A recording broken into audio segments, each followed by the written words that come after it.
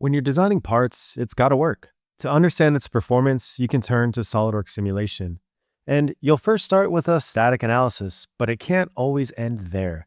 In this video, let's look at why sometimes you need to go beyond static analysis to ensure your design will hold up.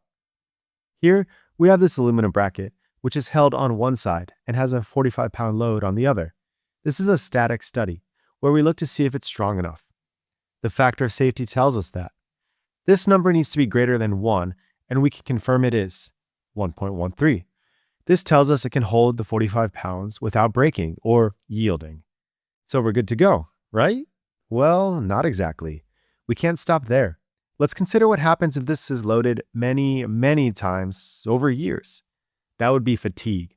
And to understand if we even need to worry about it, let's look at the fatigue check plot. Here, we're seeing some red flags telling us we need to consider fatigue. So let's do a full study. Beginning a new study, we start by adding an event of a loading. We apply the static study as the event and define the life of the part, where it will see the loading, say, 100,000 times, and then define it as zero-based, meaning 45 pounds and then 0 pounds. Next is the material definition, known as an SN curve for fatigue life.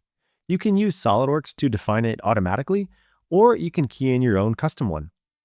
To have a little more control, you can go into the study properties to help match the real-world scenario better by defining things like mean stress correction and even a K-factor. Now, running this, we see exactly how many times it can be loaded before it'll fail.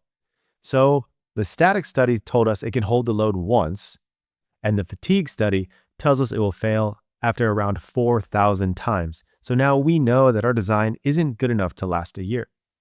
Here's another example.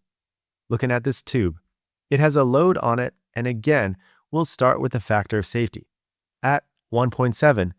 Now here's a 70% margin against yield, and that's usually good enough. But there's always more ways things could go wrong. So let's look at buckling in this case. We'll start a new buckling study and then copy the settings over from the static strength test by simply dragging them from one to the other. Now, running the study, we see the buckling factor of safety is less than 1, meaning it won't hold up and we'll see this part fail. Now we know we have to go back to the drawing board and redesign this so we know it'll hold up and won't break in any of the ways you might see, like yield, buckling, fatigue, or even others like frequency vibrations or even heat and temperature.